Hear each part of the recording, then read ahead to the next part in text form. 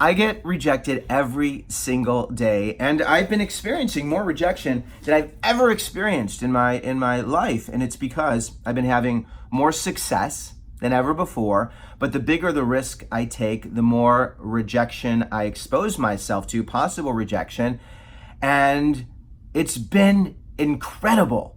Now, I joke that I'm like the king of rejection, and I'm really great at rejection, especially when it comes to women. I really am. I've always been great when it comes to women, because some women like me, some don't. When I was a kid, some girls would be like, yes, not a lot, and some girls would be like, ugh. A lot were like, ugh.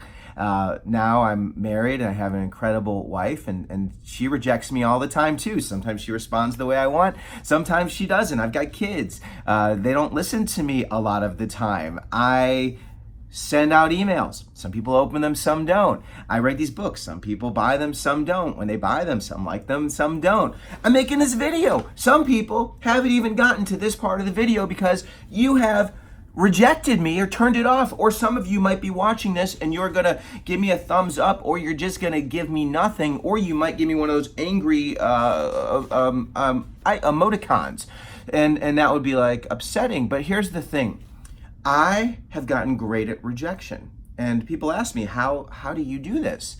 And it's because I have recognized the universal rejection truth.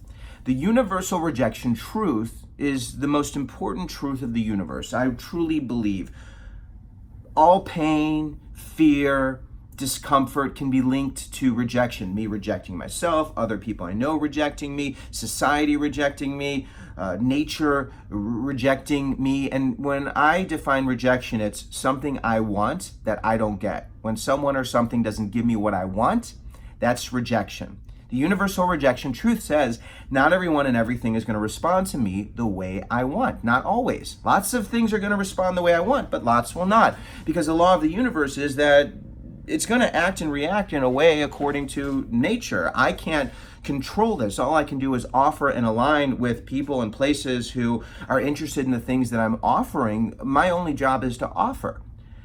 I can't hold anyone responsible. I give the world permission to respond however the world's going to respond. And it's a really funny idea that I give you permission to reject me. Like, who am I to give you permission to do anything, because I have no control over you? But what I'm really doing is giving myself permission to share what I think and express how I feel, and know that no matter what, I have value. It's to express myself and to not determine my self-worth and value based on other people's responses, which is an incredibly challenging thing to do.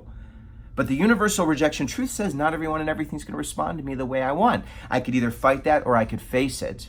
So what I've done is I faced it. The universal rejection truth of dating and relationships is lots of people are going to give you what you want, lots will not. The universal rejection truth of employment, lots of people are going to want to hire you, lots will not. The universal rejection truth of sales, lots of people are going to want your products, lots will not.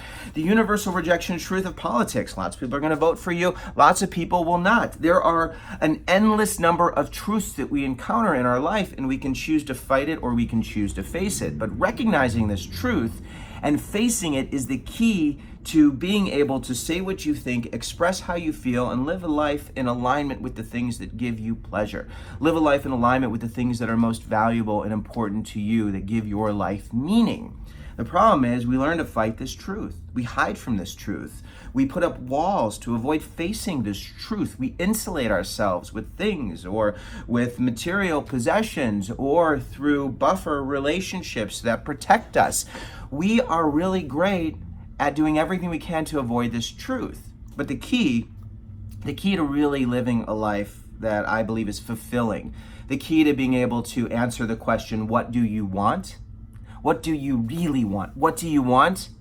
Is to embrace this truth and get comfortable with the uncomfortable. There are more things that you can do after you embrace this truth, because I'll just give you one more piece of information here. One of the things that's so rough about rejection is we have this physiological response. Our brain interprets rejection in a similar way to interpreting physical pain. So, when you get hit with rejection, your brain processes a certain way, and we want to protect ourselves. But just like anyone who exposes himself to possible pain, there's things you can do to build your tolerance. That's the grit and resiliency piece. There's things that you can do so that you will be able to you will be able to expose yourself to the possibility of rejection. But the only way to start this process is to embrace the universal rejection truth, recognize it, and live it and apply it. And I'll help you to do that. I'd love to be in your corner. I'm going to do more of these. Let me know what you think of this.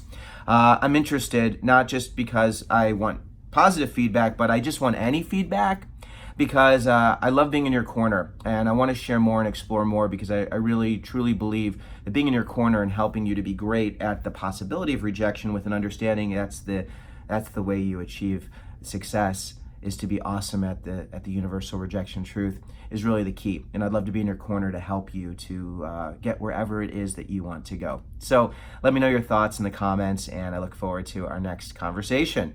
Thanks.